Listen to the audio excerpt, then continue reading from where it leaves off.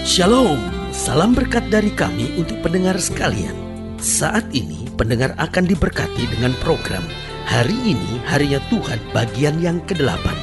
Sebuah program rohani tentang doktrin Alkitab yang menolong kita untuk semakin tertanam dalam kebenaran firman dan bertumbuh dalam kemuliaan. Bersama hambanya, Pendeta Gilbert Lumwendong, STH.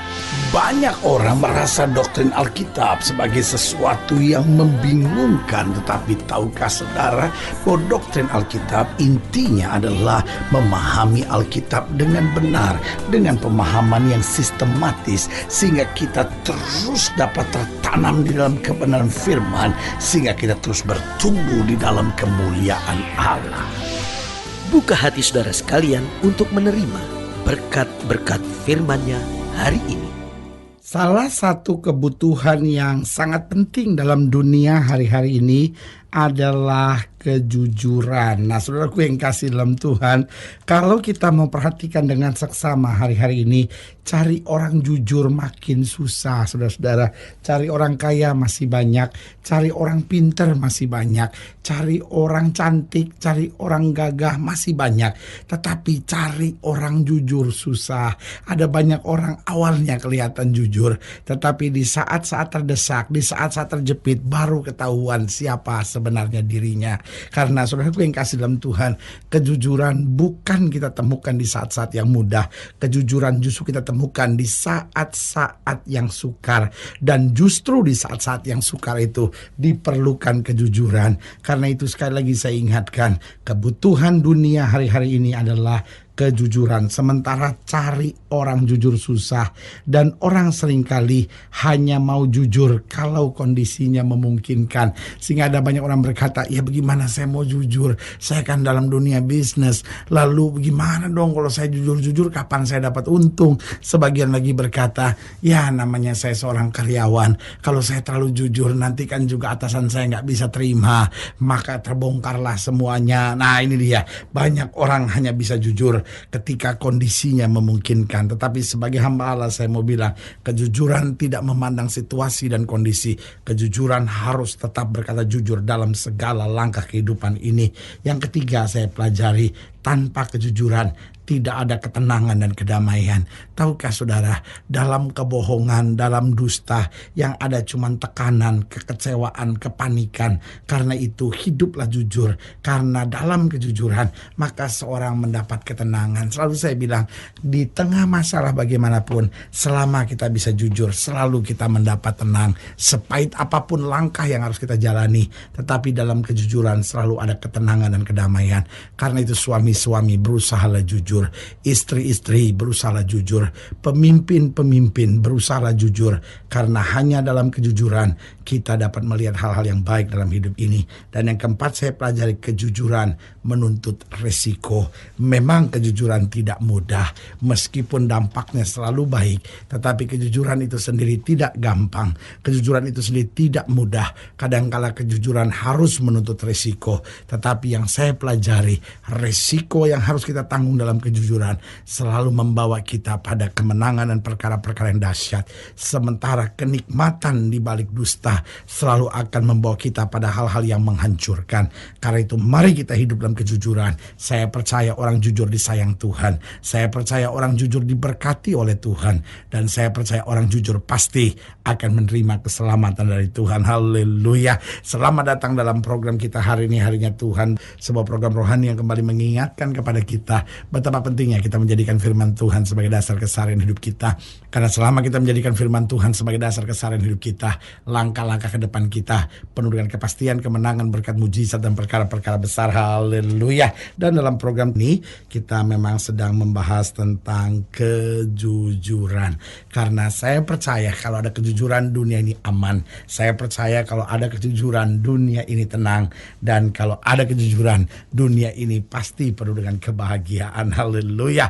Nah, saudara yang kasih dalam Tuhan, dalam program hari ini, dalam pembahasan kita tentang kejujuran, kita mau sama-sama belajar dari 2 Raja-Raja pasal 22. 2 Raja-Raja pasal yang ke-22, ayat yang pertama sampai ayatnya yang ke-7. 2 Raja-Raja pasal 22, ayat yang pertama sampai ayat yang ke-7. di bawah judul perikop Yosia Raja Yehuda, kitab Taurat ditemukan kembali. 2 Raja-Raja pasal 22 ayat 1 sampai 7, demikianlah firman Tuhan. Yosia berumur 8 tahun pada waktu ia menjadi raja, dan 31 tahun lamanya ia memerintah di Yerusalem. Nama ibunya ialah Jedida binti Adaya dari Boskad. Ia melakukan apa yang benar di mata Tuhan dan hidup sama dengan Daud, bapa leluhurnya, dan tidak menyimpang ke kanan atau ke kiri. Dalam tahun yang ke-18 zaman Raja Hosea, maka raja menyuruh Safan bin Azalia bin Mezulam panitera itu ke rumah Tuhan. Katanya, pergilah kepada imam besar Hilkiah, suruhlah ia menyerahkan seluruh uang yang telah dibawa ke dalam rumah Tuhan, yang telah dikumpulkan dari pihak rakyat oleh penjaga-penjaga pintu. Baiklah itu diberikan mereka ke tangan para pekerja yang diangkat untuk mengawasi rumah Tuhan, supaya diberikan kepada tukang-tukang yang ada di rumah Tuhan untuk memperbaiki kerusakan rumah itu, yaitu kepada tukang-tukang kayu, tukang-tukang bangunan, dan tukang-tukang tembok, juga dari pembelian kayu dan batu pahat untuk memperbaiki rumah itu. Perhatikan baik ayat yang ke-7. Tetapi tidak usahlah mengadakan perhitungan dengan mereka mengenai uang yang diberikan ke tangan mereka, sebab mereka bekerja dengan jujur. Nah, ini yang saya mau tekankan. Mereka bekerja dengan jujur. Nah, saudaraku yang kasih dalam Tuhan, keluarga kita membutuhkan suami-suami yang jujur. Istri kita membutuhkan suami yang jujur. Suami-suami membutuhkan juga istri yang jujur. Anak-anak kita memerlukan orang tua yang jujur. Dan orang tua kita membutuhkan anak-anak yang jujur. Dan jangan salah, dunia ini memerlukan juga hamba-hamba Tuhan yang jujur, yang bukan cuma pakai politik-politik tertentu untuk mencapai kemegahannya sendiri, untuk mencapai tujuannya sendiri, untuk mencapai ambisi-ambisinya sendiri, mempergunakan nama Tuhan demi kepentingannya sendiri. Saudaraku yang kekasih dalam Tuhan, buat saya sebagai hamba Allah, saya tekankan, itu semuanya tidak berkenan kepada Tuhan. Karena Tuhan mencari orang-orang yang dalam kejujuran, diangkat, dibela, diberkati Tuhan luar biasa. Pertanyaannya, bagaimana orang bisa jujur? Yang pertama, kalau dia takut akan Tuhan. Saudara yang kasih dalam Tuhan, ada banyak orang takut miskin, ada banyak orang takut gagal, ada banyak orang takut susah, ada banyak orang takut sengsara, ada banyak orang takut tidak dikenal, ada banyak orang takut tidak maju. Sehingga apa yang terjadi? Dia menghalalkan segala cara, kalau perlu memakai nama Tuhan, dan berkata, wah, Tuhan bicara buat saya begini, oh Tuhan ngomong sama saya gini, Tuhan sedang bawa saya ke sini. Padahal semuanya hanyalah kepalsuan belaka. Bukan berarti saya tidak percaya Tuhan bicara. Saya sangat percaya Tuhan bicara, tetapi saya tidak percaya dengan orang yang memakai nama Tuhan hanya untuk kepentingan sendiri. Kita harus takut akan Tuhan, karena selalu saya bilang, kalau kita takut akan Tuhan, di tengah badai, di tengah kegagalan, di tengah angin ribut sekalipun, tangan Tuhan sendiri yang menopang kita. Orang yang takut miskin, takut gagal, takut tidak berhasil, takut tidak maju, akan menghalalkan segala cara. Tapi orang yang takut akan Tuhan akan jujur dan melihat kemuliaan Tuhan dinyatakan. Yang kedua, bagaimana orang bisa jujur? Bukan hanya dia takut akan Tuhan, tapi dia juga mengerti firman dengan betul. Saudaraku yang kasih dalam Tuhan, orang kalau mengerti firman, dia takut berdusta. Kenapa? Karena dalam firman dia mengerti bahwa di balik kebenaran ada mujizat, di balik kebenaran ada kemuliaan Tuhan, di balik kebenaran ada kuasa Allah yang bekerja dahsyat dan luar biasa. Karena itu sebagai hamba Allah, saya mau ingatkan setiap kita, saudara boleh jadi seorang hakim, saudara boleh seorang pengacara, saudara boleh seorang polisi, saudara boleh seorang tentara, saudara boleh seorang pensiunan, tapi kita harus mengerti firman dengan betul, maka kita akan hidup jujur. Orang berlaku curang, orang hidup dusta, bukan karena kepepet, tetapi karena tidak mengerti firman dengan betul. Orang yang tidak mengerti firman dengan betul cenderung menghalalkan segala cara, tapi orang yang mengerti firman akan hidup dalam kejujuran. Yang ketiga, saya pelajari bagaimana orang bisa jujur. Yang pertama sudah saya tekankan, takut akan Tuhan. Yang kedua, mengerti firman dengan betul.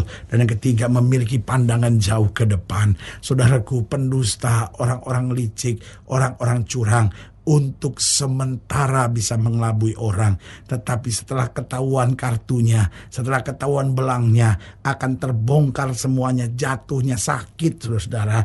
Makanya sebagai hamba Allah saya mau ingatkan, orang kalau dia pandang jauh ke depan, dia tidak mungkin akan curang, tidak mungkin licik, tidak mungkin dusta. Kenapa? Dia malu satu saat terbongkar.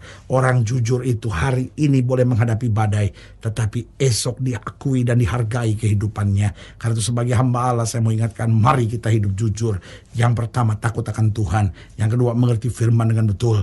Yang ketiga, memandang jauh ke depan dalam hidup ini. Dan yang keempat, berani berbeda. Kenapa berani berbeda? Karena dunia di mana kita hidup memang dunia yang sedang menuju pada kelicikan, kecurangan, dan dusta. Kita harus berbeda. Kita hidup dalam kebenaran, kita hidup dalam kejujuran, kita hidup dalam ketulusan.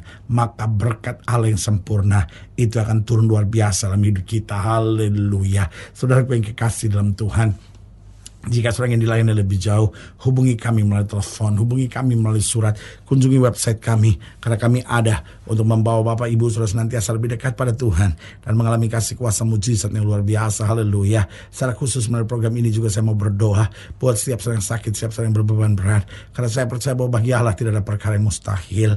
Nah, setiap saudara yang ingin didoakan juga secara khusus saya mau berdoa. Saudara boleh taruh tangan kanan saudara di dada dan kita akan berdoa. Mari kita berdoa. Bapa, dalam nama Yesus, hamba doa buat yang sakit, hamba doa buat yang berbeban berat, hamba doa untuk setiap mereka yang sedang menghadapi masa-masa yang sukar, karena hamba percaya bahwa bagi Allah tidak ada perkara yang mustahil. Bapa, hamba berdoa di dalam nama Yesus, Tuhan jamah, yang sakit Tuhan sembuhkan, yang lemah Tuhan kuatkan, yang susah Tuhan hiburkan, yang jatuh Tuhan angkat, sehingga hari-hari yang penuh kemenangan boleh berlaku. Secara khusus hamba berdoa buat mereka yang taruh tangan kanannya di dada, karena mungkin hari-hari ini hidup dalam ketidakjujuran, kecurangan, kelicikan. Hamba doa dalam nama Yesus, Tuhan jamah, sehingga kami hidup jujur, kami hidup takut akan Tuhan, kami berjalan dalam jalan Tuhan dan melihat campur tangan Tuhan digenapi. Di dalam nama Yesus kami berdoa. Haleluya. Amin, amin, amin, haleluya. Saudara gue yang kasih dalam Tuhan, kita sudah berdoa. Ingat, Allah tidak pernah lalai menepati janjinya. Inilah saatnya buat kita untuk bangkit bersemangat, bersuka cita dalam menghadapi segala perkara. Karena kita tahu Yesus hidup, Yesus berkuasa dan selalu mengerjakan yang terbaik untuk anak-anaknya. Doa saya menyertai saudara. Sampai berjumpa pada program berikut, dan jangan lupa jadikan hari ini hari yang Tuhan. Haleluya.